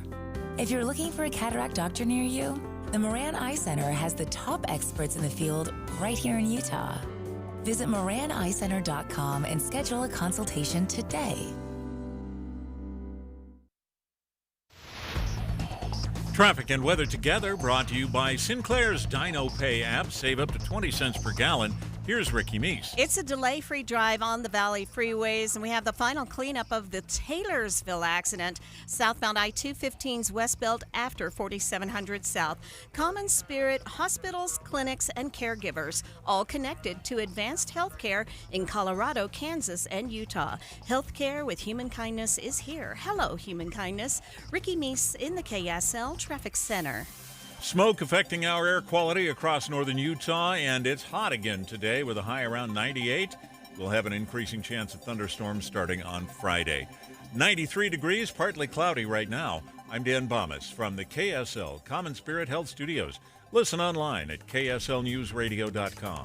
We're Utah's news, traffic, and weather station. Inside Sources. Inside Sources. America's voice of reason. Boyd Matheson on Utah's home for elevated conversation. Inside Sources on KSL News Radio. President Biden and the administration's proposals around reforming the Supreme Court has ignited a pretty heated debate around the role and the independence required of the judicial branch, including some thoughts from Justice Neil Gorsuch from the Supreme Court, warning about the importance of preserving the impartiality of the nation's highest court, making sure that there is trust in that institution, and a lot of things underneath those headlines in terms of where the tensions are, where the partisan dynamics fall, and how do we continue to shore up and rebuild some of the public trust in the Supreme Court. J.D. Tuchili, of course, is former managing editor of Reason.com, is currently contributing editor, has a great piece on Justice Gorsuch and his warning about what the Biden administration ought to be careful with as they attempt to change and tweak the Supreme Court. And J.D., welcome back to the show. Thank you for having me on. All right, let's dive into this. Obviously, this is an interesting thing to me in all of this is that President Biden had been so resistant from his political left and the base of his party, who have been clamoring for this kind of proposal since the beginning of his administration, and he resisted it until very recently, just before he announced he was going to step aside. But give us a sense of that in terms of why President Biden chose to lean into that at this point in the program, and then what we ought to be thinking about as we look at any kind of reform to the court. Oh, absolutely. I mean, this is politics. And Biden, to his credit, resisted efforts to pack the court, to expand the number of justices and just put on ideological allies until you outnumber the opposition so you can theoretically guarantee the outcomes they want from contentious cases. And he pushed back against that proposal because that was a serious proposal from his party for several years. And he's not gone there with his latest so-called reform proposal. The thing is, we're in a presidential campaign season. It's a very close election. When he was the candidate, he was behind. Kamala Harris looks like she's maybe a point or two ahead right now. So this is a closely fought election, and so-called Supreme Court reform, in quotes, let's put that, is very popular in the left right now because they feel like they're losing a lot of important cases. The big one, of course, was Dobbs, which overturned Roe v. Wade and cleared the way for a state, regulation of or even outlawing of abortion. So throwing this three-part proposal forward to restrict the Supreme Court and reverse one of their decisions is a political play to try and shore up the base, maybe gather in a few votes from outside the coalition, but really just to kind of pull together the team and gather as many votes as possible for Kamala Harris going into the election. Yeah, and as you look at that, I thought it was interesting that of the proposals, one of them was really not a proposal to change the court, but to change the result of a court decision. Yeah, I mean, an unpopular decision, I think justly so, is one that granted former President Donald Trump wide-ranging immunity for official acts in office. Kind of presumptive immunity in most cases, and this would apply going forward.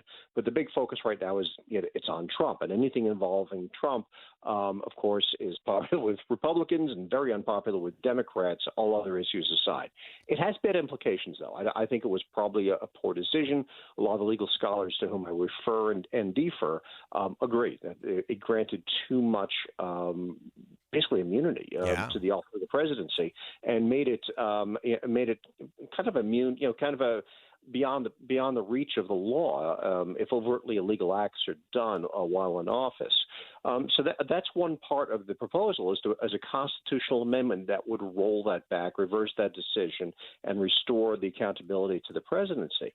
But when you use the word constitutional amendment, already this is an uphill slog. It's not easy, and it's not supposed to be easy to pass constitutional amendments. It has to go through Congress. It has to go through the states. And the Speaker of the House, Mike Johnson, has already said that all three of these proposals are dead on arrival. And so getting this constitutional amendment through when one of the houses of Congress is controlled by the opposing party, let alone going to the states beyond that, it's just not going to happen. It's a political move. Yeah, definitely in the politics of it all. One of the other things that you pointed out in your piece, Justice Gorsuch mentioned this as well, and we'll go all the way back to Madison and the Federalist Papers, that if we have too many laws and if they're too voluminous that anyone can read them, that's the beginning of bad days for the Republic. Oh, absolutely. I mean, Gorsuch initially had warned that these attempts, even though they're political, are attempts to rein in the independence of the Supreme Court. That's extremely dangerous because of the role the Supreme Court plays in this country in protecting the rights of the individual and of minorities against those of the majority and of the government. But the reason why that the Supreme Court is so important is because, and Gorsuch says this explicitly in his new book and in an excerpt from it that was published in The Atlantic, he says, we have too many laws. We have too many rules. We live bound by the law and hoping for some degree of leniency on the part of the state, and that we'd be much better off. The courts would be less important if law was less important in our lives, if we didn't regulate every aspect of how we live. And he's a big believer in that. I think it's a message we really should be taking to heart. Yeah, I think that one is so crucial that if we do look to the law and we look to courts to solve every problem and every debate and every disagreement, whether that's you pointed this out in your piece, whether that's how to raise your kids or how to pray or what happens in the public square, none of that ends up being a good place in terms of the forward movement of the nation. Oh, absolutely not. I mean, we are bound by laws. And to the point, and it's also at the root of a lot of the polarization and the political strife in this country, is that when the government reaches so far in people's lives, you can't afford to have it in the hands of people who have hostile values, opposing values to your own.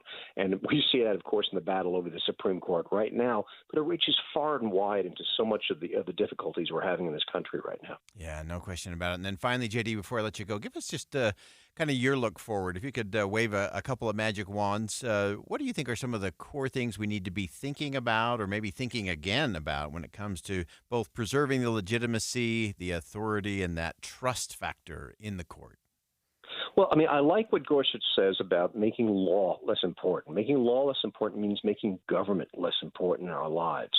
If we had more say over our own lives and didn't worry that somebody else was going to foist unwelcome rules on us, there honestly would be less to fight about. People could have different opinions about things, but the stakes would not be so high. Looking forward, I would hope that that's what happens. Yeah, great perspective as always. J.D. Tuccilli, current contributing editor at reason.com. You can check out his piece there today. J.D., as always, thanks for enlightening us and extending the conversation. Always appreciate your perspective. Thank you for having me on. All right, that's J.D. Tuccilli, contributing editor at reason.com. Check out his piece on Justice Gorsuch's warning to be careful with attempts to control the Supreme Court and how many laws we actually have and how involved they are in our lives. We'll step aside for one last break. More Inside Sources coming up next. The kids might be headed back to school soon, but summer's not over for your air conditioners. What's up, everybody? I'm Mike Wilson with Any Hour Services, and we still have plenty of hot days left. So if you haven't had your air conditioner serviced yet, I got some good news for you. Today, Thursday, August 8th, Any Hour Services is having a surprise one-day sale for any homeowners listening. Normally, we charge $124 to tune up your air conditioner, but if you call today and mention this ad, we'll tune up your air conditioner for only $29. That's a $95 savings. Call Any Hour Services right now at 801-443-7400. Manufacturers say that annual maintenance can help your air conditioner cool your home better and prevent unexpected breakdowns. 801-443-7400. The biggest reasons people don't get their air conditioner serviced each year is because they forget. So right now, while you're thinking about it, call Any Hour Services, lock in a $95 savings, and schedule a $29 air conditioner tune-up. Call Any Hour Services right now at 801-443-7400. You can Google Any Hour Services or schedule online at anyhourservices.com. When you crash your car, you get it fixed. When your computer crashes, you get a new one. But what will you do if you've been saving in a 401k or an IRA and the market crashes? If you're in your 30s or 40s, you'll be just fine. But if you're in or near retirement, you could be in trouble. Mike Stevens and his team at Capital Wealth Advisors are here to help. They can run a risk analysis to see if you're too heavily invested in the market.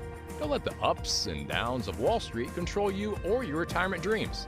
Call 801-210-5500 today to schedule your risk analysis with Mike Stevens and the team at Capital Wealth Advisors. That's 801-210-5500. Crashes happen. Question is, are you ready? Capital Wealth Advisors, 801-210-5500. Investing involves risk, including the potential loss of principal. Advisory services offered through Capital Wealth Advisors, LLC, a state of Utah registered investment advisor. What was that? That is business phone bliss with the Ooma Cloud phone system. It handles all our voice, video, and messaging needs. You sound very... Calm? I am. Ooma has everything I need to run my business more efficiently, like virtual receptionist, call routing, and video conferencing. And it starts at just $19.95 per month per user, plus taxes and fees. Ooma. Nice. Find your business comm at ooma.com/radio. Whether you own a local business or a global one, you know that these days, generating growth is a challenge. By teaming with Bank of America, you'll not just stay ahead of the curve, you'll move it. With access to experts, award-winning insights, and business solutions so powerful, you'll make every move matter, locally and globally. Visit bankofamerica.com/banking for business to learn more. What would you like the power to do? Copyright 2024 Bank of America N.A. Jake and Nate from Advanced Window Products were in the studio yesterday afternoon, and you guys are back. Why? Hey, we want to extend that offer that we had for your listeners yesterday of $3,000 off 10 or more windows. So those of you that were not able to listen yesterday, we're going to extend that. All you have to do is call today. Get on that schedule, and we're going to give you $3,000 off 10 or more windows. Advanced Window Products is a company that's been doing business for 38 years in Salt Lake City. Your opportunity to get new windows that'll enhance the look of your home, your number one asset, and will cut your energy bills, perhaps most important, right? They do cut your energy bills. Yeah, the energy savings will be significant. Advanced Window Products offers financing as low as $170 a month. They build the windows, they install the windows, and they guarantee them for life. Call now, 801-850-9100, 801-850-9100, advancedwindowsusa.com. Any Hour Services can make sure your AC keeps you cool this summer. Whether you need a tune-up, repair, or just a second opinion about replacing it, call Any Hour Services or visit anyhourservices.com. Trail mix, beef jerky, mixing all the soda flavors at the gas station soda machine. Snacks are better on the road. The gas is better when it's top tier. And the pit stop is better when there's a dinosaur there. Love the filler moments at a Sinclair gas station near you with DinoCare, our top-tier gasoline. Some sweet and salty snacks for the commute, and a big green dino for the memories. Find a gas station near you at sinclairoil.com.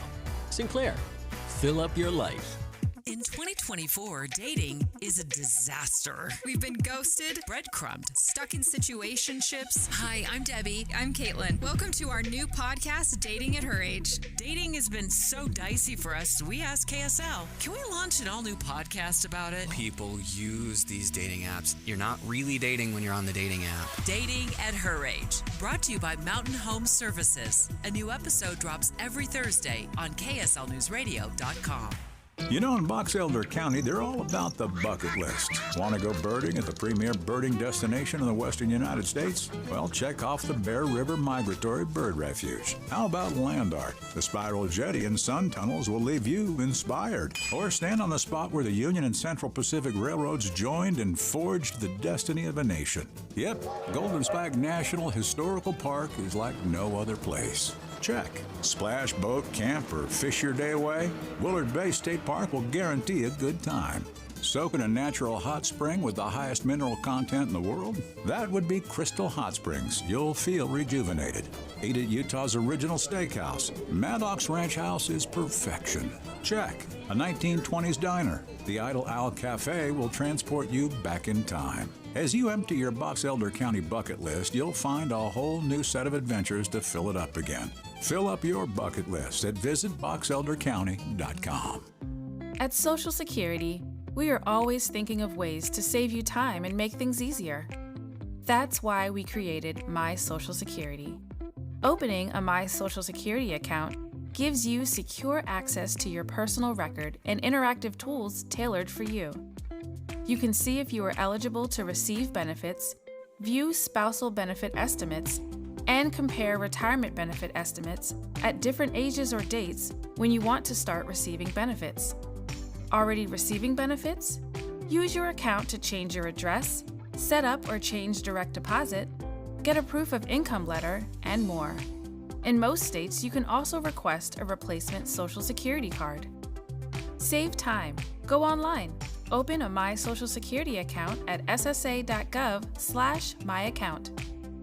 Social Security, securing today and tomorrow. Produced at U.S. taxpayer expense. Dave and Debbie.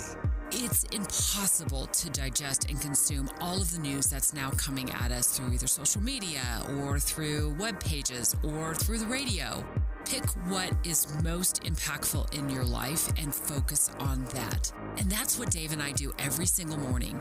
We pick those issues that are most important to our listeners and we boil it down so it's digestible. It's simple to understand. I think we're trying to find the essence of the story.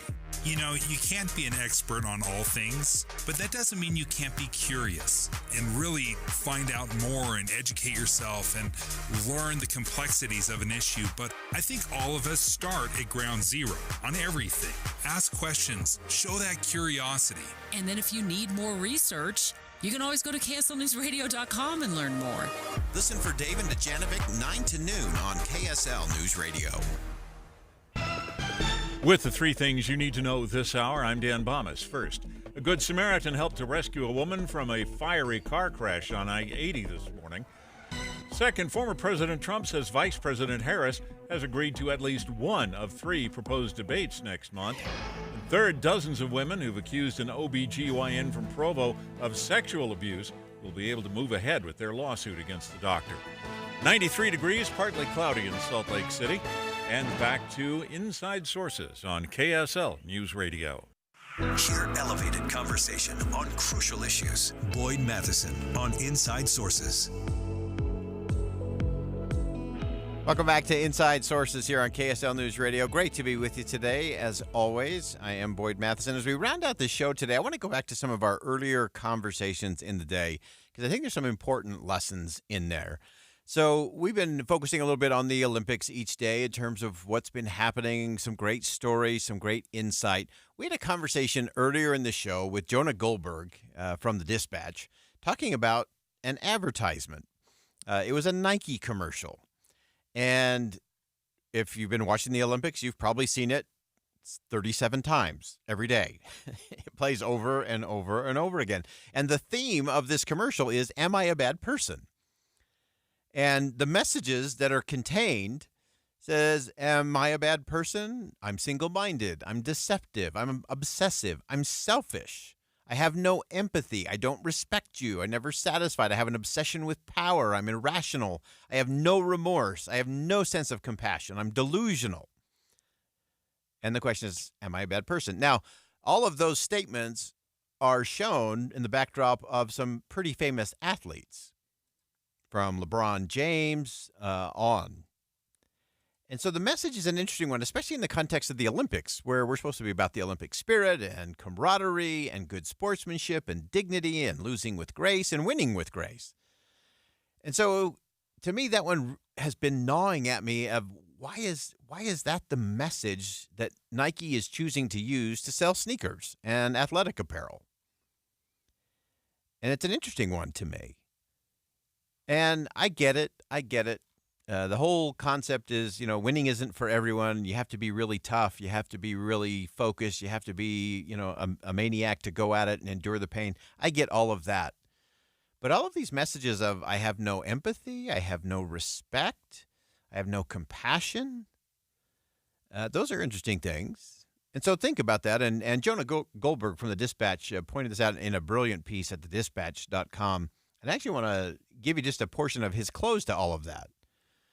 He posed this question. He said, now, if your kid's high school basketball or soccer or softball coach told your child that he or she should have nothing but contempt for other players or even teammates, that they should look scornfully at compassion and empathy and remorse, that they should consider themselves better than everyone else, you would, I hope, be outraged. That is not what our kids, or anybody else for that matter, ought to believe.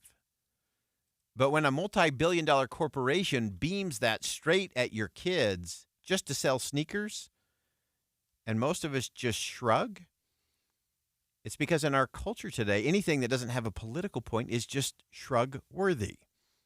And those are the words of Jonah Goldberg today. And I think that's an interesting thing for us to think again about. Is that the message we really want?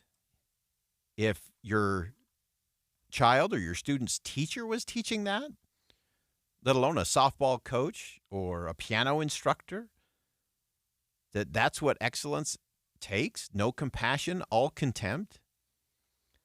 Let me give you the flip side of that. One of the beloved teams at the Olympics is actually the team from Fiji.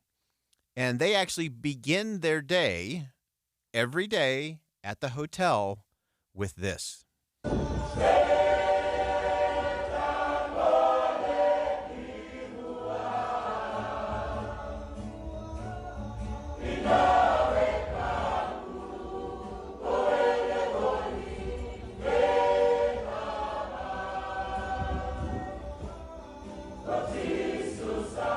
That's the Fiji Olympic team beginning their day in song, in harmony.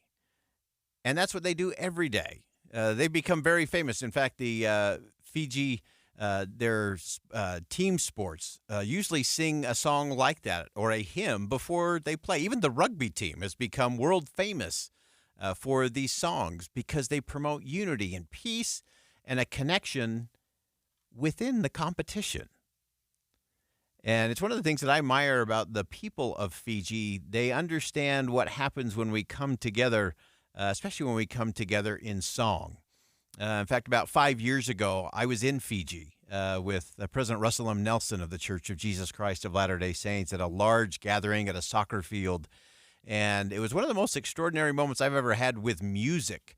As the event had ended, the meeting had concluded, and as President Nelson and others were getting ready to leave the stage, the entire stadium broke into this song.